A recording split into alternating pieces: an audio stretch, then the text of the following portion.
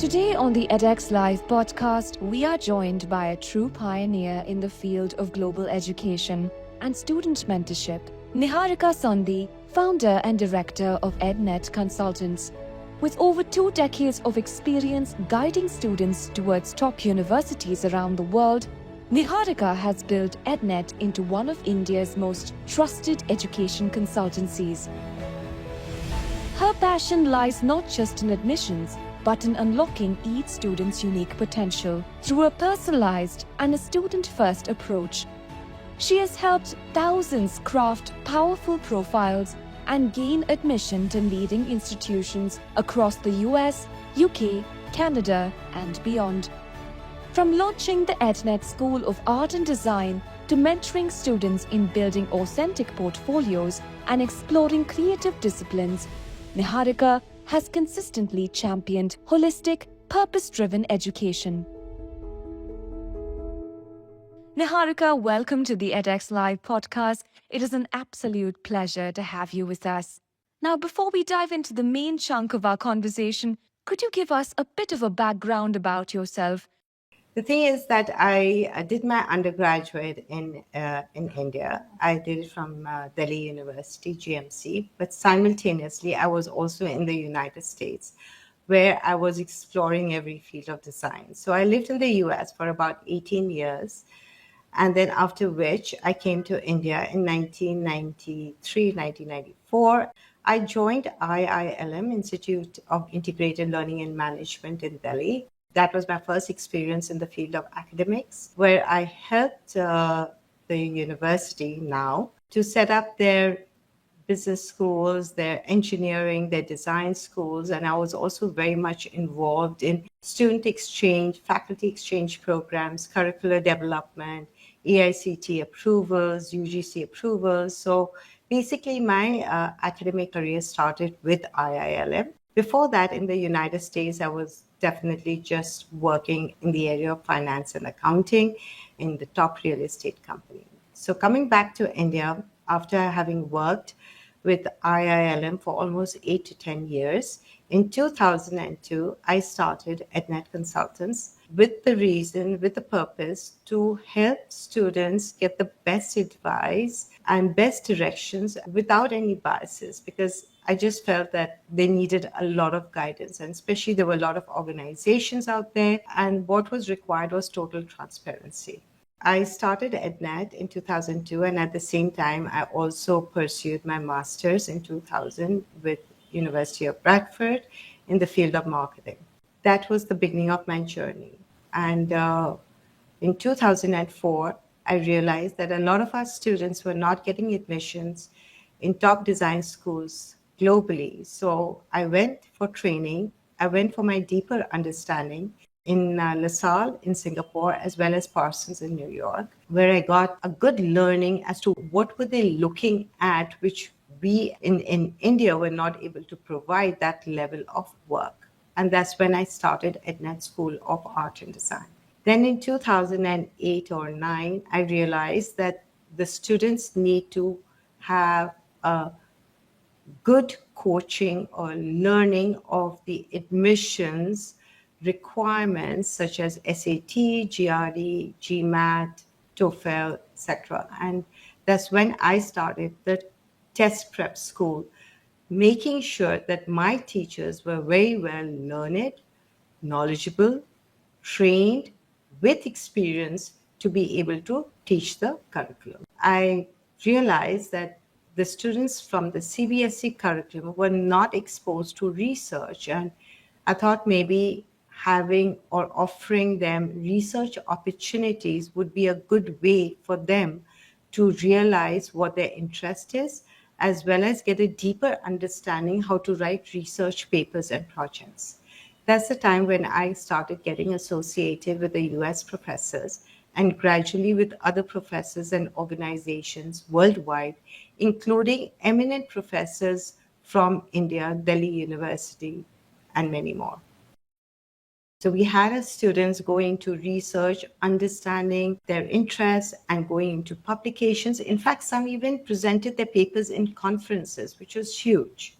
Then in 2023, I realized that due to depreciation of the Indian rupees and the cost of tuitions rising all across the world, I worked with Market University, which is ranked, I think, top 70, 80 in the United States, as well as is established, I think, in 1873 to offer US college credits to our high school students as well as the first year college going students to give them the competitive edge in their application and also to understand how the education or was delivered overseas. So not only were the students able to go through the entire process or pedagogy of the US universities, it was no more that I got my back against the wall because I'm not taking math in my high school and I want to do business, or I want to go into nutrition, but I don't have sciences. They could now take these credit courses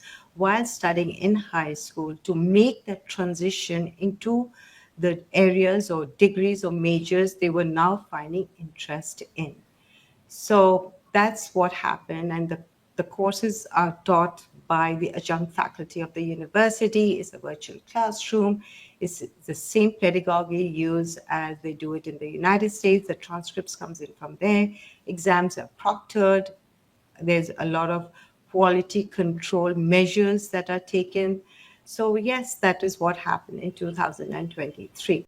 We will help you in any way possible so that you can live your dreams without having to sacrifice or your family to sacrifice their security. Until today, we ensure that every student who works with us is given equal scholarship opportunities or support from the banks, whatever we can do in our personal capacity, so that the students can avail of the best education, the best situation and location. At the end of the day, there is no surety and there is no guarantee about anything. And this is something that has to be very transparently spoken to the parents and not shown them a hunky dory picture and later on get that rude awakening. And since then, that has been our vision. We ensure that they get into the best, advise them on scholarships, and make sure that they're able to meet both their financial requirements as well as their personal and professional dreams. Absolutely. And as you mentioned, education is a deeply personal journey.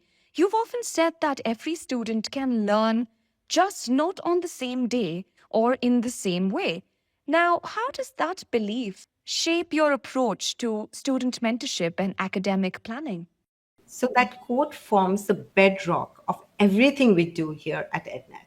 For us, each student is a unique blend of abilities, interest, goals, and learning styles. That's why we begin every journey with an in depth one to one session to understand not just the academic performance, but also their personality, their passion, their long term ambitions. So we use a combination of aptitude assessments, written as well as psychometric tools, and informal conversations, dialogues to map out the best suited academic and career pathways. So, what sets us apart, I would say, is our multi pronged ecosystem. A student who is passionate about art, for instance, can benefit from our EDNET School of Art and Design, where they explore techniques, build portfolios, get mentorship from renowned and practicing artists. And those who want to go really into deep academic rigor, they can join our ERIL, that is EdNet Research Initiative for Advanced Learning, to work on research projects under professors from leading global institutions. Meanwhile, students preparing for international admissions can take advantage of our test prep school and get customized coaching in SAT, ACT, GMAT, GRE, IELTS, and TOEFL.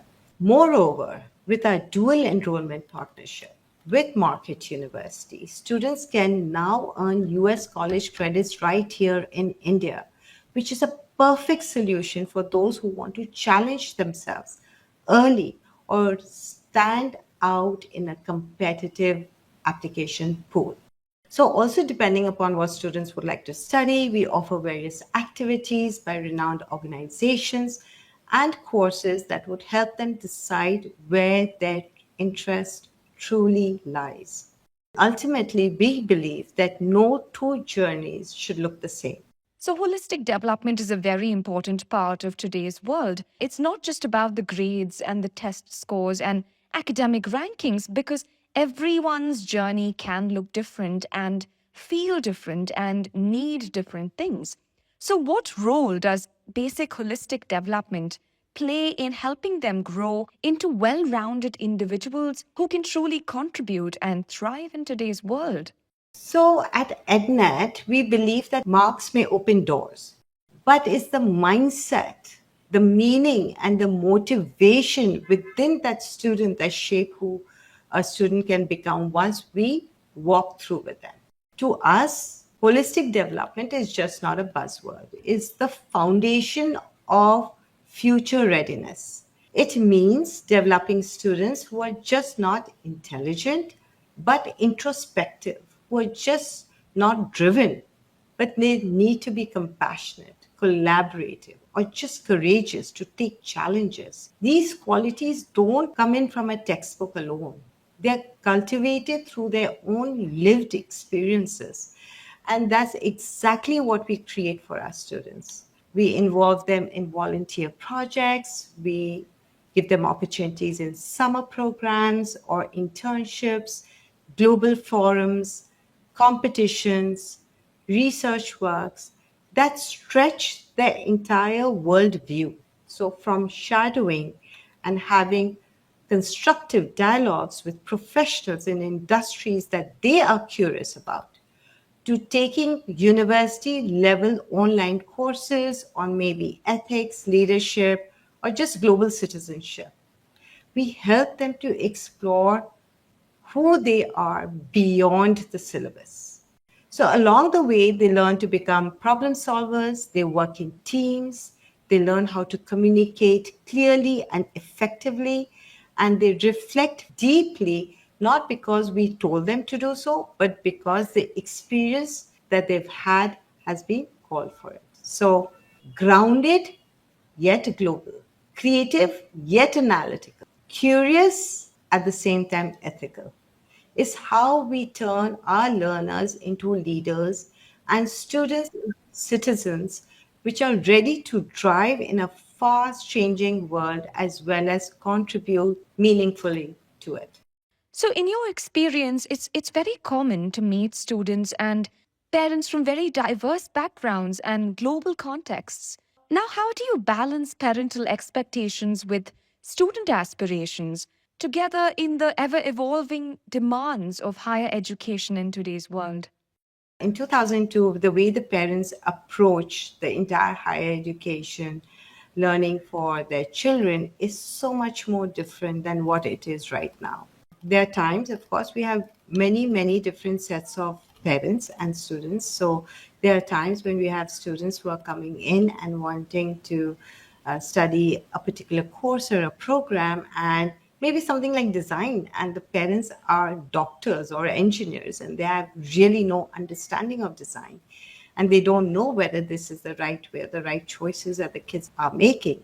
In that kind of a situation, it's very important for us to give that confidence and clarity to the parents that what the child has chosen could maybe be the best interest, and they might just have a natural aptitude for it, looking at different areas which they find is more up their sleeves vis-a-vis what they see with the parents. So yeah, at that time it is our responsibility to see how we can bridge that gap from parents expectations to what the child really wants to do, and that's where we come into play.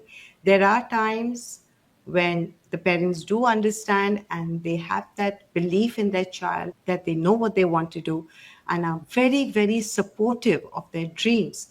But there are also times when there are parents who don't look at any other way, but sometimes inflict their own dreams into the children's future and are quite adamant about it. But those are the times we really cannot do much except try to make them see reason.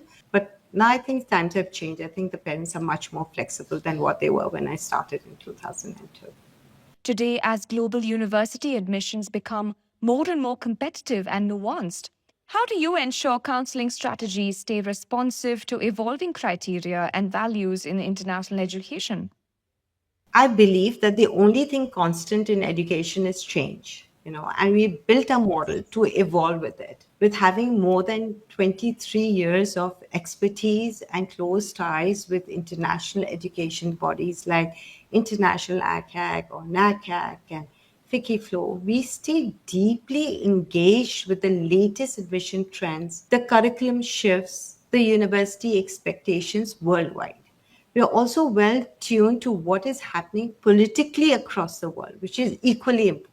So, my extensive visits to more than 400 universities globally allows me to offer students insight into the top institutions, what they're truly looking for, which is beyond what is simply visible on the website. So, my research is very, very detailed. We also conduct regular internal reviews of global admission criteria, tracking changes in application formats, new interdisciplinary courses, emerging areas and fields, and now the role of AI in essays, profiles, co-curricular activities. This ensures us that our guidance is just not stagnant, but it is proactive, it is measured, and it is very much aligned with the current demands. Another key differentiator is our multidisciplinary support ecosystem, whether it's helping our students align their personal story with the academic interest or guiding them through the unique essay formats like Oxbridge or the latest UCAS framework. Our experts led in house teams across counseling, test prep, creative development ensures that no area is left out. We do not rely on any template. Every student's plan is custom built, which factors their aspirations, their learning style, their strengths, their weaknesses, and their academic profile. So, from STEM to design, we align their strengths with international expectations, helping them literally to stand out in this competitive application process. So now EdNet School of Art and Design offers specialized programs in various artistic disciplines. So how do you identify and cultivate the unique artistic potential in students? At EdNet School of Art and Design, we are of the view that every student's creative voice is distinct and it needs to be discovered and not dictated. So, our process begins first with listening. Before we introduce the students to mediums or methods and techniques, we take first time to understand their natural inclinations, what excites them, what kind of themes they return to, and how do they express themselves best. So, whether a student is doodling or he's curating visual references, we see these not as a habit but as indicators of creative directions. I'll give you a little example. There was this student who came in, and again, his parents both were doctors. I was just watching him, and while I was talking to him and having this engagement, he took my stapler pins and he was actually making small little constructions from it.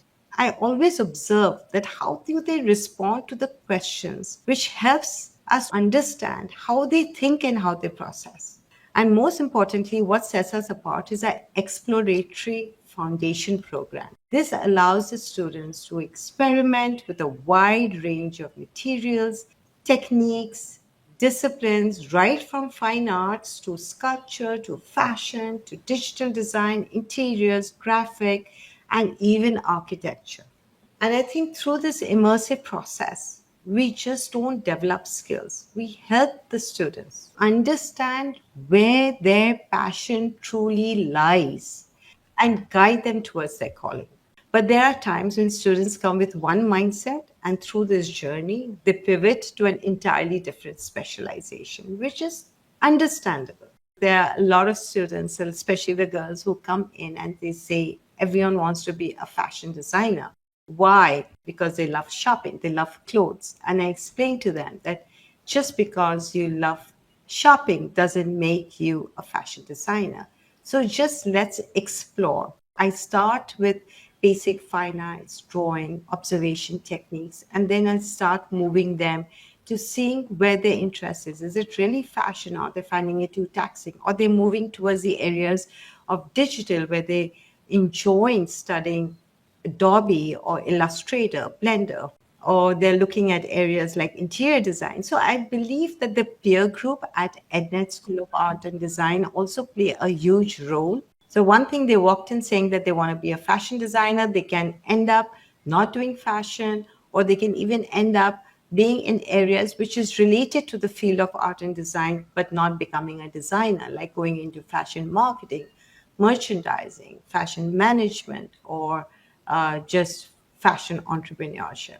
Or, so, or sometimes they can just go undecided because they're so confused and they still need some more time to make that important decision. They have that foundation of art and creativity, but they still need some more time to, speak out their major or specialization.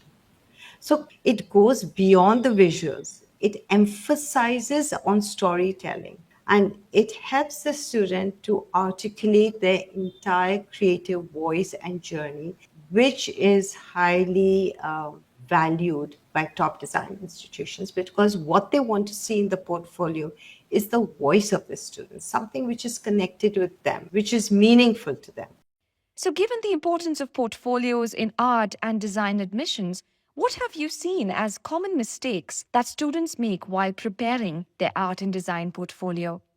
The most common mistakes which I find is that they like to copy. They think that by copying, they are going to become designers and artists, which is not true. I believe it's a very strategic and a very personalized processes which has to balance creativity with their clarity or vision. The first thing I do with them is to help them reflect, to question, and think about what they want to craft in their work that speaks about their own individuality and aligns with the expectations of the global design institutions. So it's not what looks nice on the portfolio, but how well you're able to depict it and narrate it from your own point of view. I start with research, development of ideas, of course, concepts, showing the processes, which includes the technical skills. So, coming back to your question, they feel that how best they can copy is making them a good designer, while I tell them that it can be as quirky as possible.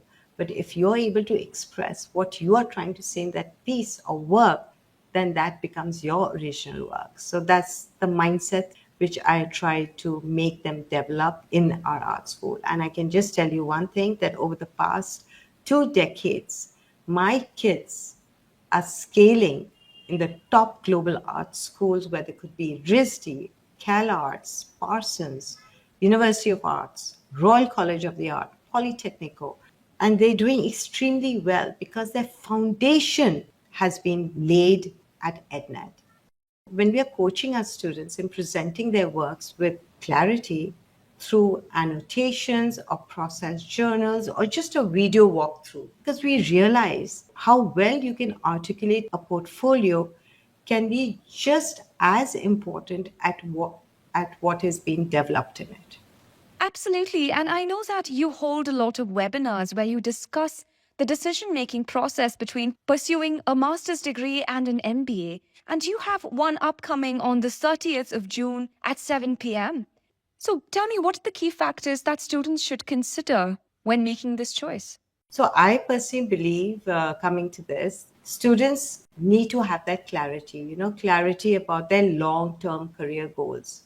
And we need to understand what is their current level of professional experiences and what are the kind of skills that they would like to build. So when you look at a master's degree, it's typically more academic, it's more specialized. Some of them are also very research oriented. So it's ideal for students who are earlier in their careers and who want to deepen their expertise in a specific domain, such as someone who's coming in from economics wants to now go into finance, or data science, or even moving to a field like design, or they just want to learn from another discipline which can be complementary to what they have studied. So, a master's degree allows them to build a strong technical foundation, which often leads to a more focused role in the industry.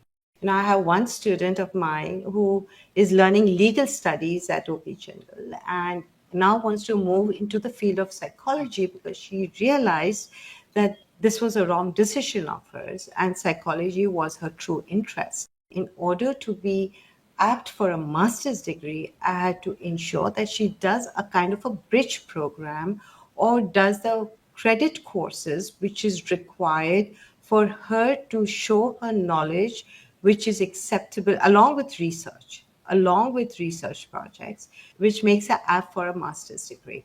This is where students are making their transitions or going into specializations or more in-depth learning of a particular area. I would suggest a master's degree. On the other hand, when I think about an MBA, I feel that an MBA is designed for professionals who have at least a few years of work experience and who are now ready to maybe make those relevant changes or directions or lead or scale managerial and strategic roles. So it's broader in scope. It combines leadership development with business fundamentals across all areas such as marketing, operations, finance, supply chain, project management, and many, many more. Yes, for me, an MBA is like putting an icing on the cake which is already baked. It's a perfect time for networking and moving from a middle level management position to a senior level management position.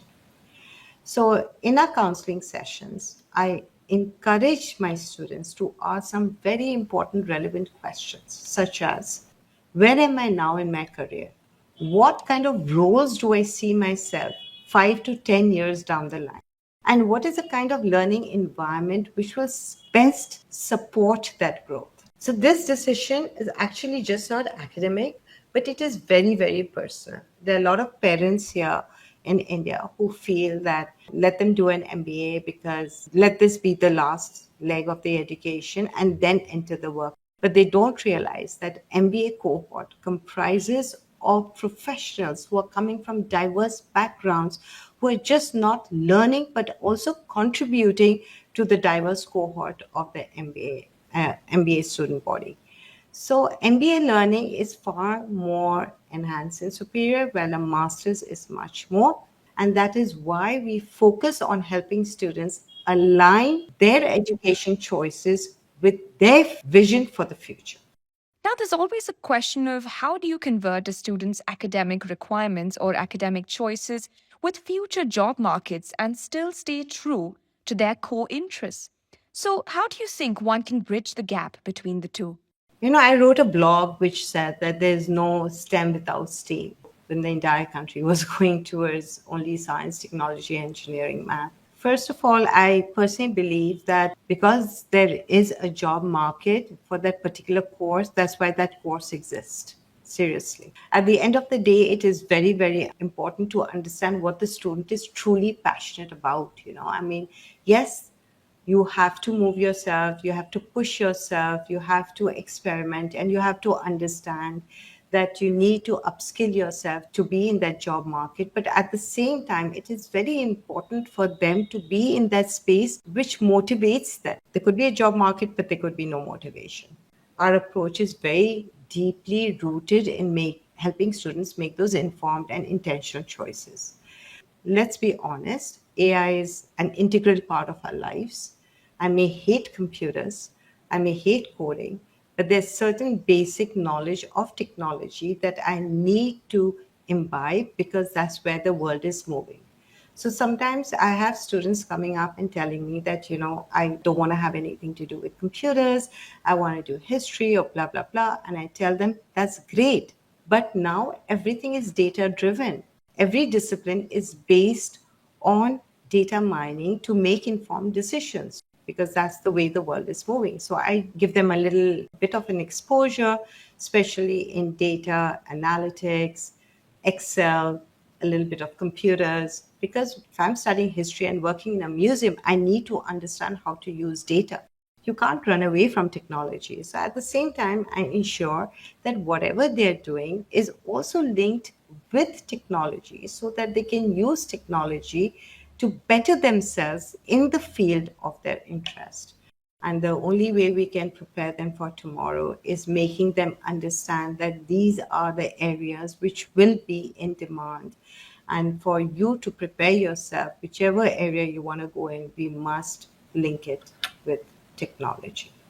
And certainly, there's an ever changing landscape. There is opportunity and transformation, but there is also uncertainty, which is hard to ignore. What would your final words of hope or advice be to students and parents navigating this increasingly complex landscape? Because a lot of people can be lost. So, in my opinion, yes, we are living in a world which is full of turmoil. And we, being international students, we need to be careful about where we are going. And most importantly, how are we conducting ourselves outside? We have to be careful about how we voice our opinions and how we conduct ourselves, as I said.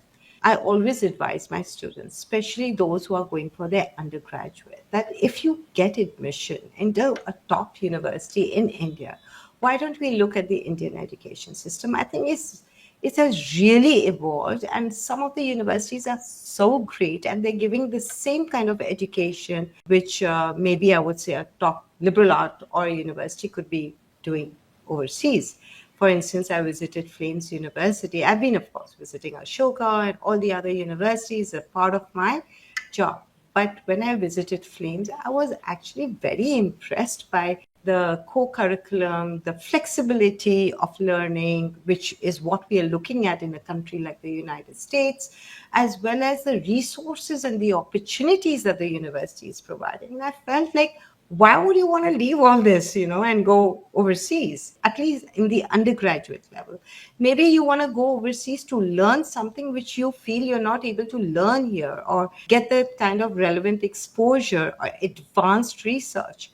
At the undergraduate level, if you are getting all that kind of a learning in India, I always would say this is the place where we are secure. We are with the family. So let's look at the opportunities in India, watch what is happening globally, and then make the right informed choices when you have to make your final decision. But at the same time, I also realize that look at those job markets and look at those universities, if you're going to be going and spending money there, which is valued in your home country. So we have all different types of students. Based on what their long-term goals and visions are, I advise them accordingly. But right now, whatever I do, however I'm working with my students, wherever they want to go, I make sure that they apply to the Indian university as well as applying overseas. That is the door which I always like to keep open. I suppose I'm a student who is going for masters, and they really want to go overseas to study, get that kind of exposure learning. And with what is happening worldwide, I would say, why don't you take this opportunity to get some kind of a work experience? Because there is no magic wand which is going to come up with the right answers for what you want to do unless you experiment it on your own. So it's not about me telling you what to do or your parents telling you what to do in the postgraduate level, but it's you finding out for yourself. So I would say that use this time to get yourself a job, have some professional work experience. When I'm looking for the right kind of people to join my organization, it's really hard to get the right talent. It's not that the jobs are not there. I feel there are many jobs out there. You just have to be a bit more flexible. And I even tell them, look at this year where you are getting that experience with just a stipend. It doesn't matter, because you're getting that important, relevant knowledge, which will help you to make that decision as to what you really want to specialize in or what you really want to study. And this is from my own personal experience. They come saying they want to do something in marketing, and then they move into finance, from finance to analytics, from analytics to projects, supply chain, and blah, blah, blah. And I think that happens because of their experiences that they gain through work. And I would tell the parents also that I understand that we're coming from a generation where education is a continuous process. But it is not so anymore, because now there's so many areas of specialization. It is really hard for the students to identify what they're truly passionate about.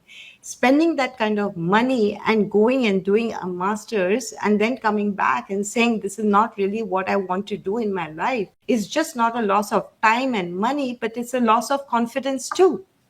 So why don't we just tell them to prepare yourself for the university or college experience, especially when you're thinking about going overseas?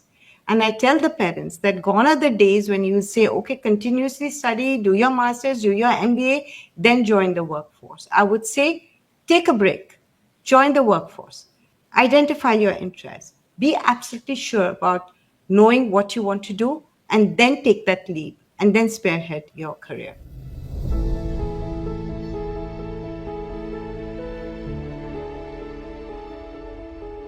Thank you so much, Niharika, for that message of hope and clarity.